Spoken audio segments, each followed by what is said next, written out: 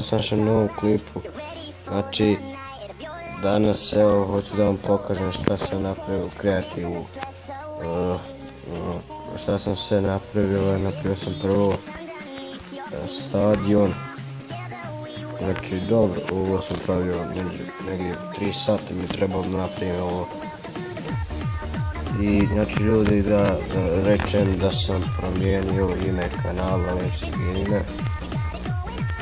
Da, to. Znači nastavljamo sa MC Gamer s tim imenom. I sad, znači ovo je stadion odavde. Znači golova sam napravio ovako, dignuo 400 gore, stavio ovo koliko mrežu, tako su i drugi. Znači ovdje ulaze navijači, idu na tribine, a ovdje ulaze igrači u slačionice. Ovo je sam kao napravio slačionice. Sad to zatvorimo. Sada se digne u nebo. Znači ovo se nakrio, znači lijevu i desnu.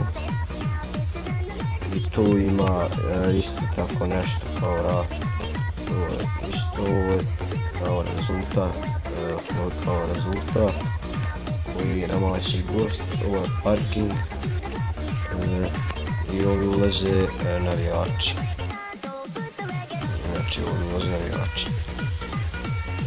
I sad, naravno, su još piramidu, sad ćemo vidjeti kako gleda okolo i sad nam stigamo malo da vidjeti kako gleda. Svi strana je takva, sad ćemo ući. Razmišljao sam da u ovom klipu stavimo muziku na to. Probat ću to sad, možda stavimo da ne stavim.